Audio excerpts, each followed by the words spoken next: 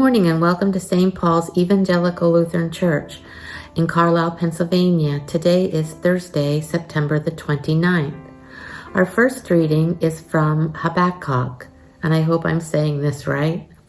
We will read chapter 1, verses 1 to 4, and then chapter 2, verses 1 to 4.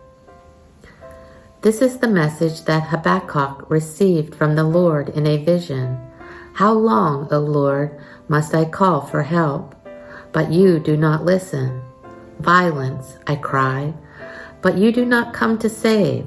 Must I forever see this sin and misery around me?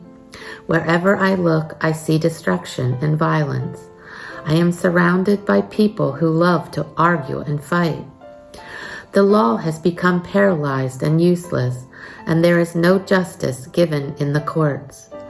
The wicked far outnumber the righteous, and the justice is perverted with bribes and trickery. Then in chapter 2, Habakkuk says, I will climb up into my watchtower now and wait to see what the Lord will say to me and how he will answer my complaint.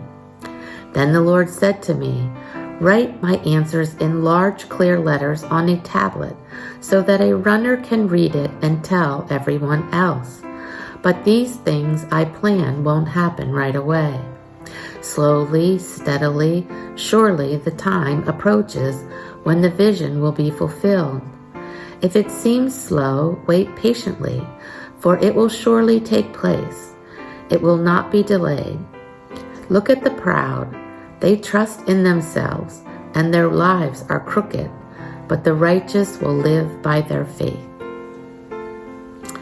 I can honestly say I have never read the book Habakkuk.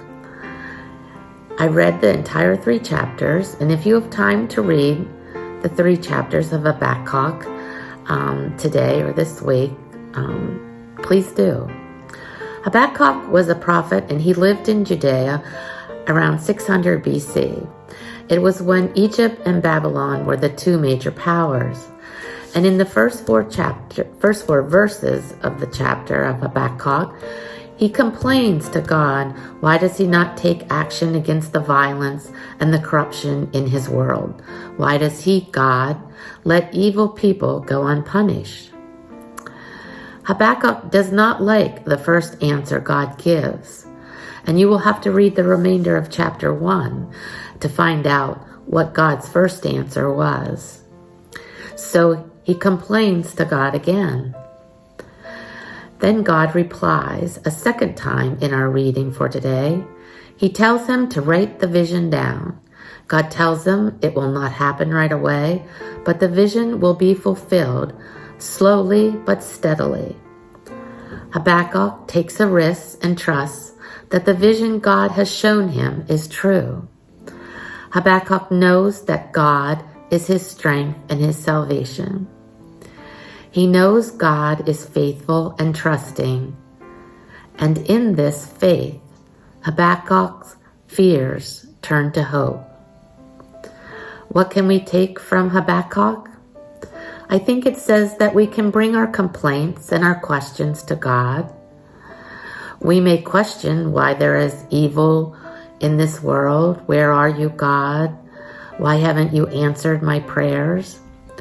Sometimes we may not like God's answer or even his timeline. It might not come right away. But like Habakkuk, we must have faith in God, trusting that he is our creator and that he has a plan.